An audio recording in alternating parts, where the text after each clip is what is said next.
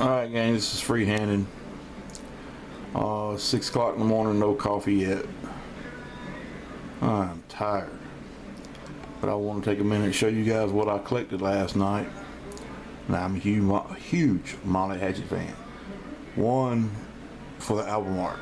2, for the music. They're Southern rock, if you will. They are a great band. They have tons of great songs. If you've never listened to them, you should. And if you like old LPs, they have the best album art of any other albums you'll ever see. Just check it out. It's kind of gothic.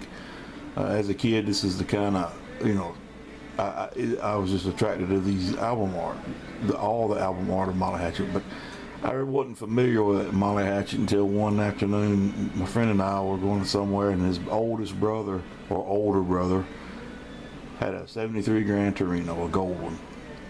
I'm sure it's not called gold, it's called Somerset Gold or some kind of odd name gold. But anyway,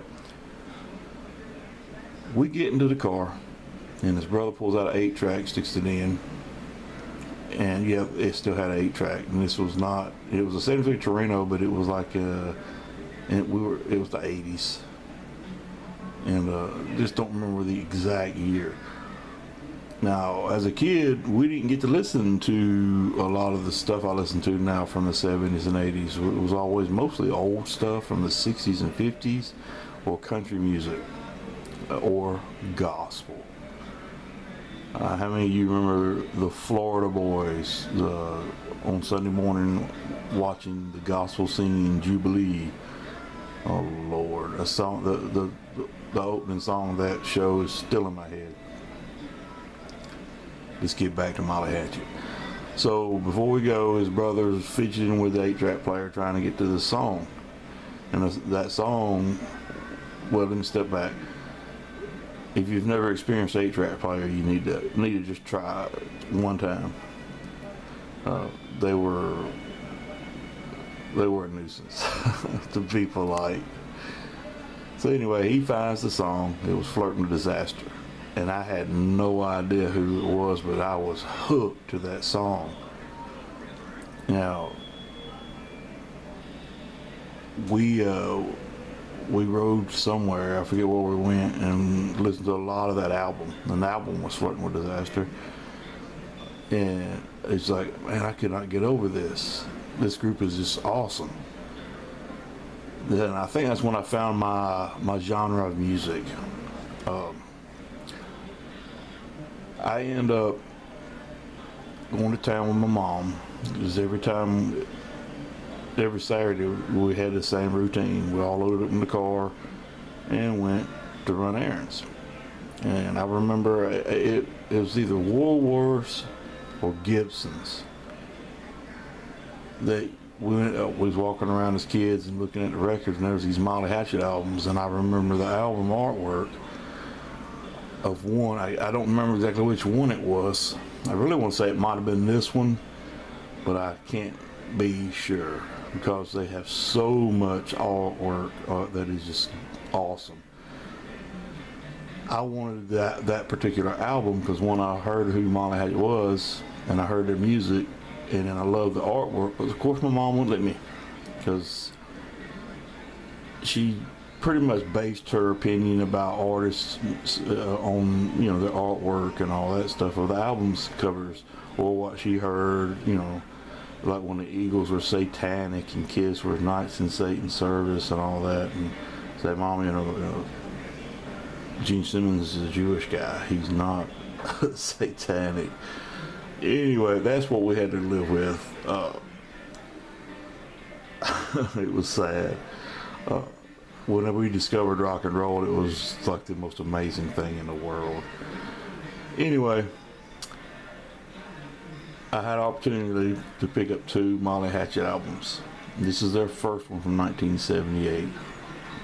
And check out their artwork. I mean, that is just, you can't beat that. I bought this one and the other one for a total of $10. This is their first release, 1978, and the album cover is in pretty decent shape. Sorry for the movement there, but my hand started hurting. So we will show you the songs. Bounty Hunter is side 1. Gator Country, awesome song. Big Apple, The Creeper, The Price You Pay, side 2. Dreams I'll Never See, I really love. I love that song. I'll Be Running, Cheating Woman, Trust Your Old Friend. And there's a picture of the band. Now I want to say that the name of this album is The Creeper. Don't hold me to that. I should know that, but I don't. But check it out. The horse. I mean, it's just awesome. In the background, there's the vulture flying. I just love it. I'm gonna lay this one down. And this second one is in awesome shape. The first one has a crease. Let me show you the crease. Right there on the corner. But it's very acceptable. But look at that. That's actually the album is Flirting with Disaster. It is just so awesome. I mean, look at him. You got a warrior coming through with his battle axe. Check them out. Go online and look at all the Molly Hatchet artwork. Almost every bit of it is in this manner. And the songs on this album, the back is not great. Whiskey Man, which is an awesome song. It's All Over Now, One Man Pleasure, Junkin' City, Boogie No More, Flirting with Disaster. I mean, I hope I didn't goof that up. Good Rocking, Gunsmoke, Long Time, Let the Good Times Roll. And there's a picture of the band again.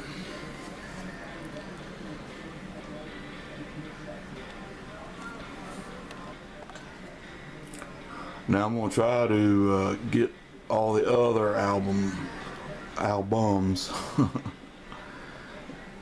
that they put out, because all that artwork is just as great.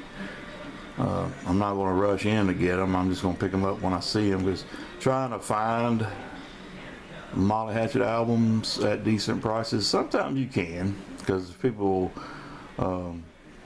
just want to get rid of them. That's the case in these two for $10. And the reason why I got them for $10 is that the one on the left has the damage to the cover, and it's got a skip in it. Now I haven't listened to it, but the guy that sold albums to me, he's getting out of the business. He's an older guy, and he's got just a building full of albums, 45s as well, and most of them are sleeved. And you remember 45s some of them came with those old real cheap paper sleeves, and he's got a ton of those too. But gang, number 1, if you collect album art, Molly Hatchet. Number 2, if you like music, Southern rock, Molly Hatchet. They run along the same lines as Leonard Skinner. There's a connection there between the two bands. That both of them are from Florida, and I won't ruin the secret. If you listen to my favorite Molly Hatchet is Double Trouble Live, and they do a version of Freebird in there. So gang, check it out. Molly Hatchet is, I didn't realize that they were on American Bandstand. For those of you who don't know that was a Saturday morning music show where they'd have people dancing, they'd play music, and they'd always have a band on. And it was a great show in the 70s. We used to watch that and Soul Train. And those are two great shows. And I think they did a movie about Soul Train a while back. I don't know how it turned out, but I thought it was going to be great having Don Cornelius talking about the Soul Train. That was a great show. And if I ain't mistaken, wasn't it Fresh Prince of Bel-Air where he had a Don Cornelius doll? I don't know if they really had a Don Cornelius doll, but that would have been cool to have. Anyway, and those are two great shows you ought to watch on YouTube if you've never heard of them. You might not like the music, or you might not like the bands, the shows, but hey, in the 70s, it was cartoons, American Bandstand, Don Cornelius, and wrestling when wrestling was real. Man, the Iron Sheik. Oh man. See, now I'm rambling. My favorite wrestler of all time is Ricky Steamboat, and he was out at the same time Nature Boy came out, and they actually trained together. If you watch, I didn't know that until I watched that Nature Boy special. I'm rambling. If you haven't watched that Nature Boy special on, was it E60? I think ESPN did it a while back. You need to watch it. Anyway, I'm rambling. Let me shut up. Molly Hatchet. And they're part of that group where it falls under the ass-kicking Southern rock. And they're awesome. Check them out. And they're still touring. Have a great one.